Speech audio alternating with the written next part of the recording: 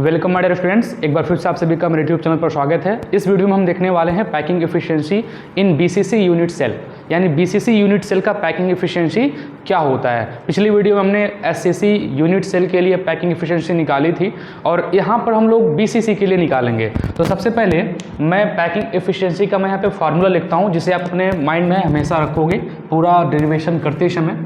Packing efficiency का जो formula होता है, पैकिंग एफिशिएंसी का जो फार्मूला होता है वो होता है volume of atom, volume of atoms present in unit cell upon volume of unit cell, upon volume of unit cell multiplied by 100।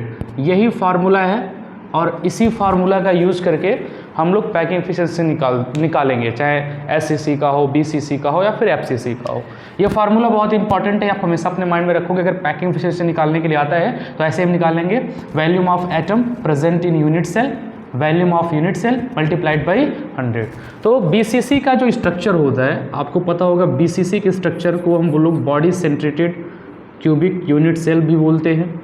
और इस बॉडी सेंट्रेटेड क्यूबिक यूनिट सेल में 8 number of particles, 8 particles corners पर होते हैं और एक particle जो होता है, सिंगल पार्टिकल, वो इसके सेंटर में होता है। इसका मतलब ये होता है बॉडी सेंट्रेटेड क्यूबिक सेल, यानी कि एक जो एटम है वो इसके बॉडी के अंदर रहेगा।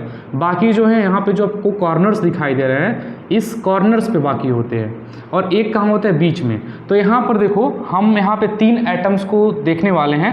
पहला एटम तो ये जो इस पीछे वाले पॉइंट पर है, इस पॉइंट पर जो एक एटम है वो एक एटम जो इसके बॉडी के सेंटर में होगा वो एटम, और एक एटम जो पहले वाले कॉर्नर पे है यहाँ पे। तो हम देखो अब यहाँ पे 3 एटम्स लेने वाले हैं इसके डेरिवेशन के लिए। बाकी एटम्स को मैं इंडिकेट नहीं कर रहा हूँ, लेकिन वो अपनी पोजीशन पर जहाँ जैसे होने चाहिए वो है, ठीक है। यानी कि यहाँ पर, यहाँ पर, यहाँ पर, यहाँ पर, यहाँ पर ये पार्टिकल प्रेजेंट है, उन्हें मैं रिप्रेजेंट नहीं कर रहा हूँ क्योंकि यहाँ पर हमें 3 की आवश्यकता है डेरिवेशन को करने के लिए। तो क्या करते हैं, इस लाइन को ला के इससे मिला देते हैं, यहाँ को ला के इसके मिला दिया। अब यहाँ से इसको भी मिला देते हैं, यहाँ से इसको भी मिला देते हैं, तो हमारे पास एक ट्रायंगल जैसा शेप दिखाई देगा। नेम रख देता हूँ मैं सबका। इस वाले पॉइंट का जो आगे वाला, इसका नेम ए रखते हैं, इसका नेम बी रखते हैं, इसका नेम सी रखते हैं, इसका नेम डी रखते हैं, इसका नेम ई और इसका एफ, इसका नेम जी। सबका नेम हमने दे दिया। तो हमारे पास सबसे पहला जो ट्रायंगल है वो ट्रायंगल हमारे पास ये है, ट्रायंगल ए, और इसका तो नाम नहीं दिया एफ जी, इसका नाम एच दे देते हैं। तो triangle A H B, in triangle ऐसे लिखते हैं, in triangle A H B. ये ट्रायंगल कौन सा ले रहे हैं एक बार देखना आप, ए एच बी, ये वाला ले रहे हैं, ये वाला ट्रायंगल ले रहे हैं, ये वाला।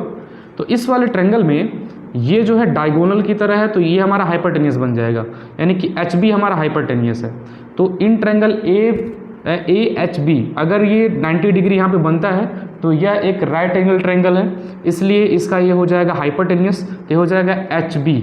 और पाइथागोरस थ्योरम लगाएंगे तो हो जाएगा एच बी का स्क्वायर इक्वल, ये हो जाएगा ए बी का स्क्वायर प्लस ये हो जाएगा एच ए, ये हो जाएगा एच ए का स्क्वायर। एक चीज़ जो आपको हमेशा पता है, पिछले वाले डेरिवेशन में किया था, कि इसका जो साइड है, इसके साइड को हम क्या कंसीडर किए थे, ए। इसका जो साइड है वो क्या कंसीडर किया गया था, ए। यहाँ पे मैं लिख भी दे रहा हूँ, let the edge length of cube is A. ये जो एज है इसको क्या माना हमने, ए माना। तो अब देखो यहाँ पे आपके पास है H B square equal A B square plus H A square. अब यहाँ से अगर एच बी की हमें वैल्यू पता करनी है तो हो जाएगा एच बी का स्क्वायर इक्वल ए बी, और यहाँ से ए और बी का जो डिस्टेंस है वो क्या है, ए है, ये हमारा क्यूब है ना, तो ए से बी का डिस्टेंस क्या होगा, ए, ये हो जाएगा ए का स्क्वायर प्लस एच ए, यहाँ से डिस्टेंस क्या होगा, ए, ये भी क्या होगा, ए का स्क्वायर। अब ये मत आप सोचना कि यहाँ पे ए क्यों हो रहा है, मैंने यहाँ पे पहले ही बता दिया कि ये इसका एज लेंथ है, तो यहाँ से यहाँ तक का डिस्टेंस ए होगा, यहाँ से यहाँ तक का डिस्टेंस होगा, पूरे क्यूब के हर एक एज का डिस्टेंस ए होगा क्योंकि वो क्यूब है और सभी एज लेंथ तो आपस में क्या होते हैं, उसके इक्वल होते हैं। तो यहाँ से हमें मिल जाएगा H B square equal 2a square मिल जाएगा, 2a स्क्वायर। इस स्क्वायर को हम इधर भेजेंगे तो बन जाएगा अंडर रूट, ये हो जाएगा HB equal under root 2a square. इसे फर्दर आप सॉल्व करेगा तो अंडर रूट 2 का तो ये अंडर रूट 2 ही रहेगा, बाहर नहीं निकल पाएगा। a स्क्वायर बाहर निकलेगा तो क्या बना लेगा a, यानी हमें यहाँ से मिल जाएगा HB इक्वल, यहाँ से मिल जाएगा HB equal under root 2a मिल जाएगा, अंडर रूट 2a। ये हमें मिल गया क्या, HB की वैल्यू मिल गई। इसको हम ऐसे ही छोड़ देते हैं।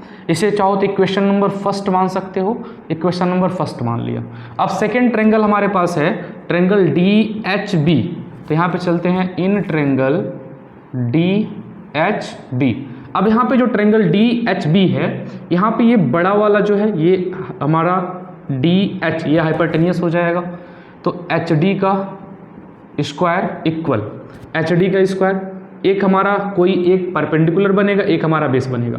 तो परपेंडिकुलर इसको मानते हैं, DB को परपेंडिकुलर मानते हैं, ये हो जाएगा DB का स्क्वायर प्लस ये हमारा बेस है HB, तो ये हो जाएगा HB का स्क्वायर।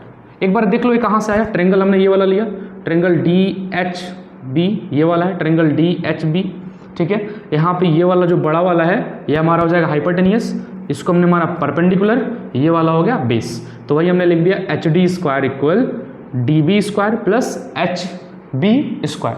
अब यहाँ से हमें मिल जाएगा HD स्क्वायर इक्वल DB का स्क्वायर, तो DB जो बाबू आपका ये है D और B यही है, इसकी वैल्यू क्या होगी A, क्योंकि यहाँ से तक का डिस्टेंस क्या होगा A, ये भी तो एज है, DB तो एज है तो मतलब इसका डिस्टेंस A होगा। मैंने माना है, देखो क्यूब का सारा एज A ही होता है, सेम होता है, तो ये हो जाएगा A स्क्वायर प्लस बगल में आपके पास है HB स्क्वायर, और HB स्क्वायर की वैल्यू हमने क्या की, फाइंड की है, तो HB स्क्वायर की वैल्यू अंडर रूट 2a, तो यहाँ पे रख देंगे अंडर रूट 2a, क्या करना है स्क्वायर, तो कर दिया स्क्वायर, तो यहाँ से हो जाएगा HD square equal A square plus under root 2 का स्क्वायर 2, a का स्क्वायर a स्क्वायर, ये हो जाएगा HD square equal 213a square, यानी यहाँ से मिल जाएगा HD equal under root 3a square.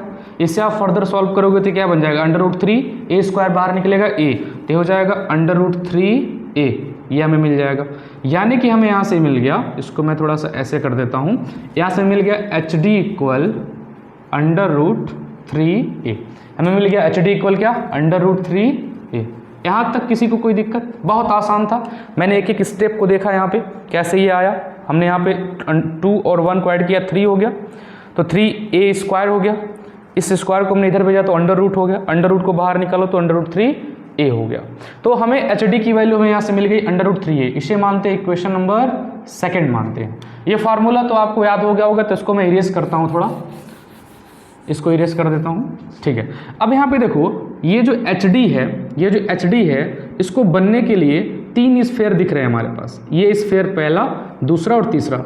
लेकिन जो पहला वाला स्फेयर जो इधर से मानो ये पहला अगर स्फेयर है, तो यहाँ से यहाँ तक का सिर्फ इसका डिस्टेंस मिल रहा है, तो यहाँ से यहाँ तक का जो डिस्टेंस है इसका रेडियस होगा r, यहाँ से यहाँ तक का जो डिस्टेंस होगा रेडियस होगा r, और यहाँ पे इसका अगर ये सेंटर होगा तो यहाँ तक का डिस्टेंस r, इधर का भी डिस्टेंस r। नहीं समझ पा रहे, थोड़ा यहाँ से देखो, 3 स्फेयर आपस में ऐसे टच कर रहे हैं, 3 स्फेयर आपस में ऐसे टच कर रहे हैं, और ये यहाँ से ऐसे टच कर रहे हैं, ठीक है। अगर ये इसका यहाँ से यहाँ तक का रेडियस r होगा, इसका भी रेडियस r होगा, और इसका सेंटर होगा तो इसका भी रेडियस r होगा, इसका भी रेडियस r होगा। जैसे तीनों के जो आपके पास एटम है, तीनों एटम सेम है ना, सेम एटम है, अगर इसका रेडियस r मानते हो तो इसका भी रेडियस r होगा, इसका भी रेडियस r होगा, और इसका भी रेडियस r होगा। तो अगर रेडियस r होता है तो देखो आप यहाँ पे इसका तो आधा ही लिया ना, ये इसका आधा लिया तो रेडियस r होगा, यहाँ तक यहाँ तक यहाँ तक r होगा, इसका भी यहाँ तक क्या होगा r होगा, लेकिन इसका r प्लस r कितना होगा 2r, और इधर कितना है सिर्फ r, इधर कितना है r, तो r plus 2r plus r कितना हो जाएगा 4r, कितना हो जाएगा 4r, कैलकुलेट कर लो, 1r 2r 3r and 4r। यानी कि हमें यहाँ से मिल रहा है, क्योंकि हमें पता है HD इक्वल होता है 4r, तो HD इक्वल अंडर रूट 3 है, HD इक्वल 4r, ये दोनों आपस में क्या हो जाएंगे इक्वल, तो हमें मिल क्या जाएगा under root 3a equal 4r, या फिर हमें मिल जाएगा a equal 4r upon under root 3, ये हमें मिल जाएगा। क्या मिल गया, a equal 4r upon under root 3। अब हमें जब a मिल गया तो क्या इस क्यूब का हम वैल्यूम निकाल सकते हैं, यहाँ से निकाल सकते हैं वैल्यूम ऑफ क्यूब। अब वैल्यूम ऑफ क्यूब का फार्मूला क्या होता है, ए क्यूब, ए की जगह पे कौन है 4r/√3, ए की जगह पे है 4r/√3, इसका क्या कर रहे हैं बाबू हम क्यूब कर रहे हैं। तो क्यूब करोगे देखो 4 4 जा 16, 16 4 जा 64, ये हो जाएगा 64, ये हो जाएगा r क्यूब, ये √3 है, अगर मैं √3 इंटू √3 इंटू √3 करूँ तो ये √3 मिलकर 3 बना लेगा और यहाँ बच जाएगा √3, यानी हो जाएगा 3 √3। तो वैल्यू में मिल गया क्यूब का 64r³/3 ठीक है। अब जो नेक्स्ट हमें पहचानना है, हमारे पास ये पता करना है कि इस क्यूब के अंदर कितने नंबर ऑफ एटम है और उनका वैल्यूम क्या है। तो आपको पता है बीसीसी में जो नंबर ऑफ एटम होते हैं, अगर हम बीसीसी की बात करें, ठीक है, लिख देता हूं इन बीसीसी में जो नंबर ऑफ एटम होते हैं, number of atom per unit cell, वो होते हैं दो कैसे होते हैं, यहाँ पे कॉर्नर्स पे 8 हैं, तो कॉर्नर्स पे 8 होते हैं, तो 8 शेयर 1/8 शेयर करता है, 1/8 इंटू 8 1 आ गया, और 1 सेंटर में, तो 1 + 1 कितना हो गया 2, इसलिए 2 है।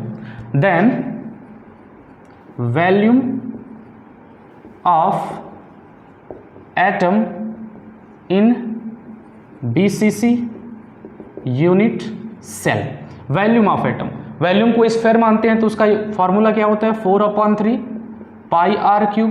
कितने एटम है 2, यहाँ पे कर दो 2, यहाँ से क्या मिल जाएगा 4 2 ज़ा 8 πr³/3, ये मिल गया। अब हमें क्या निकालना है पैकिंग इफिशियंसी। अभी फार्मूला मैंने आपको बताया, पैकिंग इफिशियंसी में वैल्यूम जो होता है एटम का उसको ऊपर लेते हैं, वैल्यूम क्यूब का नीचे लेते हैं और 100 से मल्टीप्लाई कर देते हैं, तो ऊपर इसको ले लेंगे तो हो जाएगा 8/3 πr³, ये देखो 64r³/3 मल्टीप्लाइड बाई 100। जो सबसे नीचे होता है कहाँ जाता है, सबसे ऊपर, ये वाला कहाँ जाता है, इसके पास, तो ये हो जाएगा 8 πr³ इंटू सबसे नीचे वाला बाबू सबसे ऊपर गया, हो जाएगा 3√3 अब क्या बचा आपके पास, 3 के पास कौन जा रहा है 64r³, ये हो जाएगा 64r³ मल्टीप्लाइड बाई 100। अब देखो जो कट जाता है उसको कट कर देते हैं, ठीक है। कौन कौन कट रहे हैं आपके पास, देखो ये 3 भी है, 64 के पास आया, 3 भी है, तो 3 से 3 कैंसिल, r³ से r³ कैंसिल, 8 1 जा 8, 8 8 जा 64, 8 बचा। ऊपर क्या बचा हमारे पास, सारे कट गए, पाई बचा और √3 बचा, नीचे 8 बचा मल्टीप्लाइड बाई 100। पाई की जो वैल्यू होती 3.14 इंटू सही, पाई की वैल्यू 3.14 इंटू √3 की वैल्यू 1.73 में भी 1.73 मल्टीप्लाइड बाई 100 डिवाइडेड बाई 8। इसको जब आप सॉल्व करोगे 100 आप किसी एक को दे दो, इसको दे दोगे, हो जाएगा 314 multiplied by 173 divided by 1.73 divided by 8, ये आएगा अप्रोक्सीमेट। इसको जब हम सॉल्व करेंगे तो ये आएगा 67.90 अप्रोक्सीमेट, मैं अप्रोक्सीमेट बोल रहा हूँ, 67.90 आएगा।